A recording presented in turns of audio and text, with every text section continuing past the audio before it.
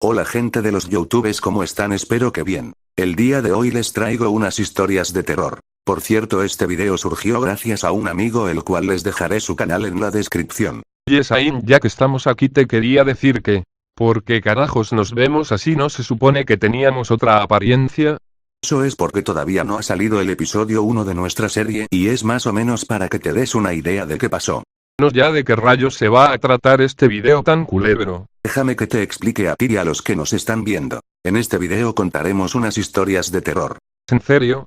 ¿Es que acaso tienes 3 años o qué pex? A nadie vas a asustar. Es más, creo que da más miedo verte al despertar por la mañana. Con eso dejarías traumado a cualquiera. Bueno, ya no importa, aún así las vamos a contar, es mejor que vayas eligiendo una buena. Está bien, esta historia se llama El Necronomicon. El libro maldito de Alazred. En los últimos años, son muchas las ediciones del libro maldito que ya han sido publicadas. Sin embargo, ninguna de ellas pertenece a la obra prohibida de Abdul Alazred, el árabe nacido en Yemen. Él llamó a su obra Alazif, el ruido de los insectos, que fue llamado Necronomicon primero en griego y luego en latín. Difícil se ha hecho encontrar esta obra, dado que el clero la oculta y la censura como si el propio Satanás la hubiera escrito. La traducción de Necronomicon, palabra de origen griega, significa exposición de las costumbres de los muertos, y lo que trata es el arte de manipular a los muertos por la hechicería practicada por los cadáveres, que lleva el nombre de necromancia. El autor de este libro nació en una casa humilde de la ciudad de Sanaa, en la tierra del Yemen.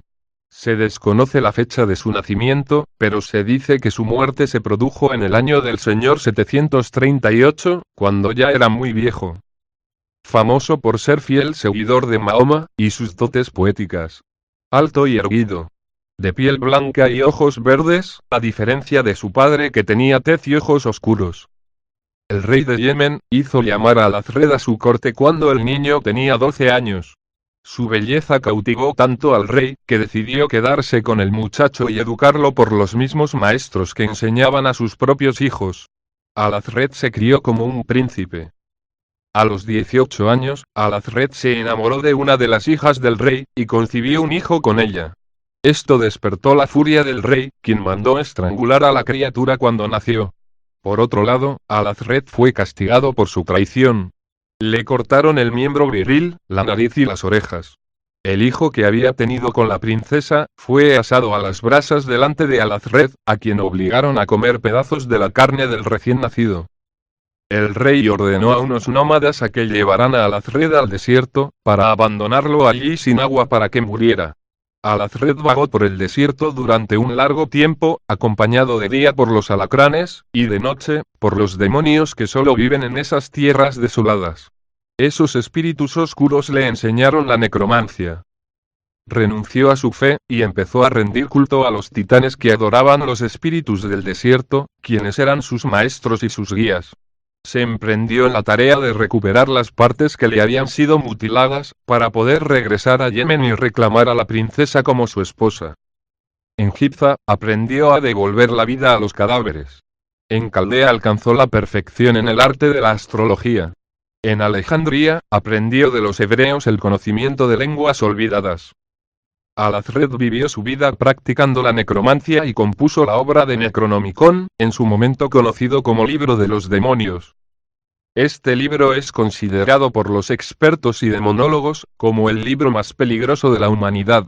Las ideas macabras que contiene, han llevado a sus lectores a la locura y hasta incluso la muerte. Además de verdades antiguas y profecías, el Necronomicon contiene hechizos de magia y encantamientos que, en manos equivocadas, podrían causar un daño desconocido. El clero y la iglesia mantienen todas sus copias bajo llave. Todo intento de difundir este libro ha desembocado en tragedia, accidentes que le son atribuidos a la maldición que contiene este manuscrito. Mi turno. Esta historia se llama La leyenda de Bloody Mary. La tan conocida leyenda de Bloody Mary relata que si te pares frente a un espejo dentro de un baño a oscuras, y repites su nombre 3 veces, se te aparece, y te mata. Pero lo que deja algunas dudas ¿es esto una leyenda o en verdad existió? Pues la respuesta es que Mary Wallace realmente existió. Hace muchos años, Mary Wallace enfermó y murió, sus padres la enterraron. Ella sufría de catalepsia, con lo cual en esos años se solía enterrar a las personas con dicha enfermedad con una soga atada a una campana sobre la superficie. Tal parece que Mary despertó y tocó la campana, pero ni sus padres ni nadie la oyeron. Al día siguiente, sus padres vieron que la campana estaba en el suelo, y al desenterrarla encontraron a Mary con las uñas rotas y ensangrentadas en la parte del ataúd, signo de que intentaba desesperadamente salir. Cuenta la historia que Mary echó una maldición antes de morir, para las personas que se pararan frente a un espejo y repitieran su nombre 3 veces, morirían.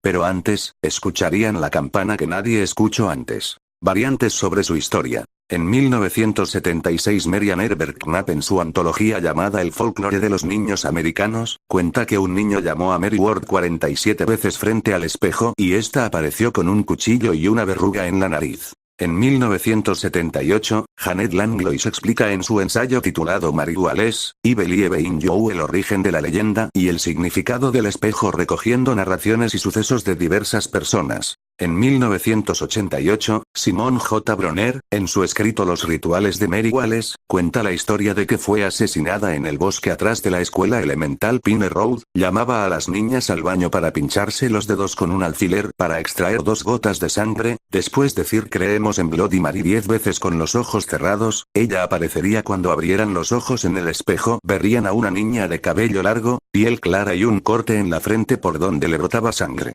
Lo llamativo de estos relatos, es que en todas las historias aparece un espejo. Por este motivo la cultura de las leyendas urbanas sostiene la creencia de que los espejos son portales que dirigen y conectan con otros mundos.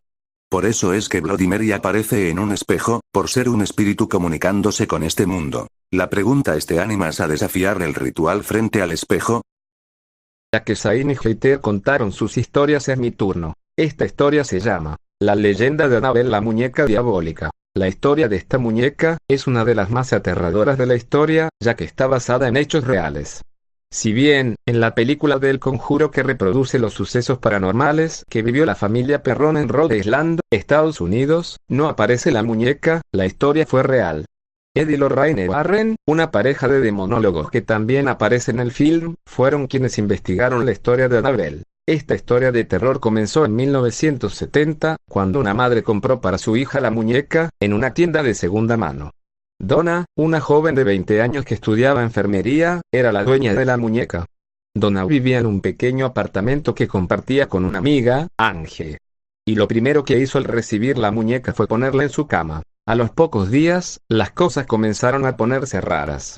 Donna dejaba la muñeca de una posición y la encontraba en otra, o cruzada de piernas, o recostada. Comenzaron a asustarse cuando empezaron a encontrar a la muñeca en diferentes zonas de la casa, e incluso en posición horizontal, y hasta a veces arrodillada, pues Annabelle era una muñeca de trapo, por lo que resulta imposible mantenerla en esa posición. Las cosas comenzaron a empeorar, las 2 inquilinas de la casa empezaron a encontrar mensajes escritos en un papel que ellas no tenían en su casa. Los mensajes decían ayúdeme o ayúdalo. Lo era el novio de Angie. Para agravar aún más la situación, las 2 amigas encontraron a la muñeca con gotas de sangre en el pecho y en las manos. Las chicas pensaron que se trataba de un maniático que solo quería asustarlas, pero para estar seguras decidieron contactar con una medium, que realizó una sesión de espiritismo y las presentó con el espíritu de Annabelle Higgins, una niña de 7 años que había muerto en esa misma casa de forma trágica. El espíritu de Annabelle comunicó a la medium que quería seguir viviendo con las chicas, por lo que Donna y Angie, compadecidas por la historia de la niña, accedieron, ignorando que en realidad el espíritu de la muñeca era una presencia maligna en la casa. Lou, el novio de Angie, fue quien primero empezó a experimentar los sucesos diabólicos de la muñeca. Tenía sueños recurrentes donde veía a la muñeca, y una noche, despertando de una pesadilla, miró al pie de su cama y, aterrorizado, encontró la figura de la muñeca, quien trepó hacia él e intentó estrangularlo. Fue entonces, cuando Lou se dirigió a casa de su novia para deshacerse del juguete. Pero, al llegar a la casa, comenzaron a escuchar voces en la habitación de arriba, voces de varias personas. Cuando fueron a corroborar, no había nadie allí dentro, solo Annabelle sentada en una esquina. Fue en ese momento que decidieron contactar a los Warren. La pareja de demonólogos llegó de inmediato a la conclusión de que no se trataba del espíritu de una niña inocente, sino de una presencia diabólica inhumana que quería poseer el cuerpo de Donna. Ed y Lorraine Warren determinaron que lo mejor sería exorcizar el apartamento y llevarse a la muñeca. Lorraine pidió a su marido Ed que en el viaje de vuelta evitaran tomar la carretera, pues iba a ser un viaje difícil, y tenía razón. El motor, la dirección y los frenos del auto comenzaron a fallar hasta que Ed decidió rociar a la muñeca con agua bendita. En ese momento los desperfectos comenzaron a cesar. Los Warren, convencidos de que se trataba de una presencia demoníaca, pidieron al sacerdote Jason Bradford que realizara un exorcismo, quien al ver la muñeca, acotó que solo se trataba de un simple juguete, que no haría daño a nadie. El cura, al retirarse del domicilio de los Warren, sufrió un desperfecto en su auto que desencadenó un accidente que casi le cuesta la vida. Annabelle se encuentra hasta el día de hoy en el Museo de los Warren encerrada en una urna, como una de sus principales atracciones. La muñeca nunca más volvió a moverse, sin embargo, creen que es un único objeto en su casa que deben evitar tocar, pues consideran que tiene el poder de matar. La única persona que desafió a esta muñeca fue un joven que visitó el museo con su novia, y comenzó a burlarse de la muñeca y a golpear la urna donde ella se encontraba. Misteriosamente, el joven al retirarse de la casa con su moto, perdió el control a los pocos metros y se estrelló contra un árbol. Murió en el acto. Los expertos afirman que aunque la muñeca no se mueva, la presencia demoníaca que la impulsaba a realizar sus actos continúa allí, esperando el día en que pueda volver a ser libre.